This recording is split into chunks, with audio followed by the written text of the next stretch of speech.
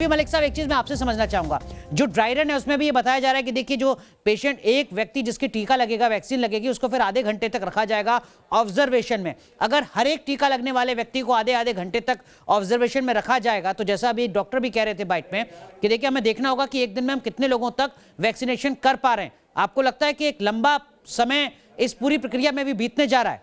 ऐसा नहीं होने वाला कि रातों रात वैक्सीनेशन हो गया? देखिए, रातों रात तो बिल्कुल वैक्सीन नहीं होगी। वैक्सीन देने की भी एक अपनी लिमिटेशन रहेगी।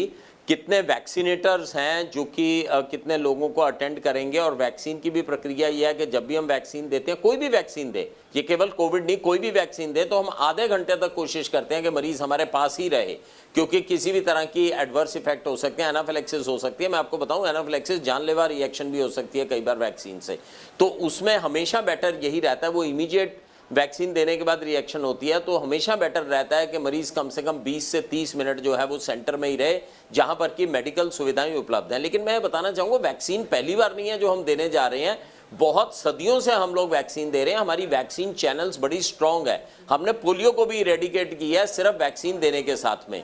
तो आने वाले समय में जो है वो बड़े आराम से वैक्सीन दी जाएंगी। हमारे पास में प्राइमरी हेल्थ सेंटर्स हैं, सब सेंटर्स हैं, वैक्सीनेटर्स हैं, हेल्थ केयर वर्कर्स हैं, बहुत सारा अच्छा स्टाफ है जो कि इसको करेगा। और दूसरी तरफ, एक तरफ तो हमें इनको ऑर्गेनाइज करना है, डिस्ट्रीब्यूशन चैनल, स्टोरेज और फ्रीजर्स को, और दूसरी चीज है ये बड़ा सिंपल भी रहेगा, क्योंकि 2 से 8 डिग्री में जो एस्ट्राजेनेका वाली वैक्सीन है, 2 से 8 डिग्री में भी हम रख सकते हैं।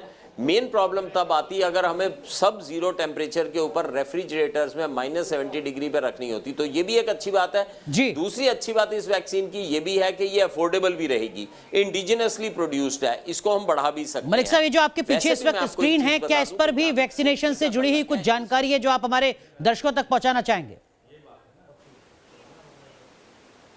हाँ, मैं कुछ चीज़ें जानकारियां देना चाहूँगा। मैं दर्शकों को एक कॉन्फिडेंस देना चाहूँगा कि जब भी एक वैक्सीन बनती है, सारे क्लिनिकल ट्रायल से निकल जाती है, तो वो जनरली सेफ होती है।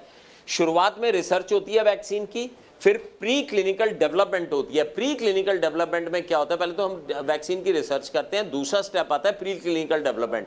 प्री क्लिनिकल का मतलब है ह्यूमंस को देने से पहले हम माइस में, रैट में, गिनी पिग्स में, एनिमल्स में देते हैं।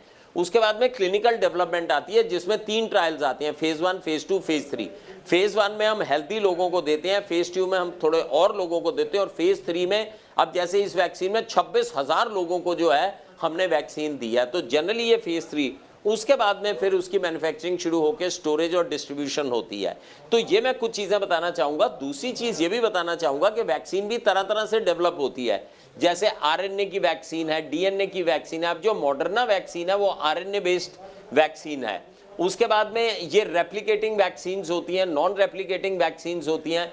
और अगर हम इसकी बात करें, जो ये हमारी एस्ट्राजेनेका वाली वैक्सीन है उसकी बात करें, तो वो नॉन रेप्लिकेटिंग वैक्सीन है, तो प्रोटीन बेस्ड वैक्सीन है। जो प्रोटीन बेस्ड वैक्सीन होंगी उनका टेम्परेचर भी हमारे को बहुत ज़्यादा कम रखने की आवश्यकता नहीं है। तो ये तरह तरह की चीज़ें हैं जिससे कि हम लोग वैक्सीन को बनाते हैं। और ये भी बता दूं, वैक्सीन के अंदर सिर्फ ये कंपोनेंट नहीं रहते, वैक्सीन के अंदर और भी कंपोनेंट्स रहते हैं। जैसे ये इस तरह से वैक्सीन वायल्स के अंदर आएगी। अब इसमें भी मोस्ट लाइकली हो सकता है कि ये मल्टी वायल्स में आए, यानी 10 लोगों की वैक्सीन जो है वो केवल एक ही व्यक्ति के अंदर जो आ जाए, तो ये मल्टीपल वायल्स में भी आ सकती है। तो इस तरह से इनकी पैकिंग होगी और इस तरह से इनको दिया जाएगा। इस तरह से दिखे जैसे कि जो पैकिंग्स होगी, और तरह तरह की पैकिंग्स होती हैं जिसमें कि सिंगल डोज भी होगी, मल्टीपल डोजेस भी होंगी, और इस तरह से वो है। तो ये बेसिकली बताने का दर्शकों को मतलब यही मलिक साहब, डीप फ्रीजर की जरूरत नहीं रहने जा रही है, ये वैक्सीन पूरी तरीके से सुरक्षित है। ये 2 चीजें तय हो चुकी हैं जैसा आप बता रहे हैं। हाँ, डीप फ्रीजर, हाँ बिल्कुल, 3 चीजें तय हो चुकी हैं। इसकी एफिकेसी जो है वो 70% से ज्यादा है। दूसरे साइड इफेक्ट्स इसके काफी कम रहेंगे, थोड़ा सा पेन हो गया, थोड़ा फीवर आ गया, ये हो गया, वो रहेंगे। और तीसरी चीज ये भी इंपॉर्टेंट है कि इसको 2 से 8 डिग्री टेम्परेचर के ऊपर हम रख सकते हैं, तीनों चीजें। और चौथी चीज ये भी है कि ये सस्ती होगी एज कंपेयर टू मॉडर्ना या फाइजर की वैक्सीन के। तो ये 4 चीजें क्लियर होने के बाद में अब तो, और 5वीं चीज ये भी क्लियर है कि हमारा डिस्ट्रीब्यूशन सिस्टम भी बड़ा स्ट्रॉन्ग है, क्योंकि हम ऑलरेडी बहुत सारी वैक्सीन, हमारा जो नेशनल इम्यूनाइजेशन प्रोग्राम है उसमें हम सारी वैक्सीन मुफ्त लगाते हैं, बहुत सारी वैक्सीन सरकार मुफ्त लगाती है। तो उस चैनल के अंदर वैक्सीन, मतलब कहीं कोई समस्या नहीं है।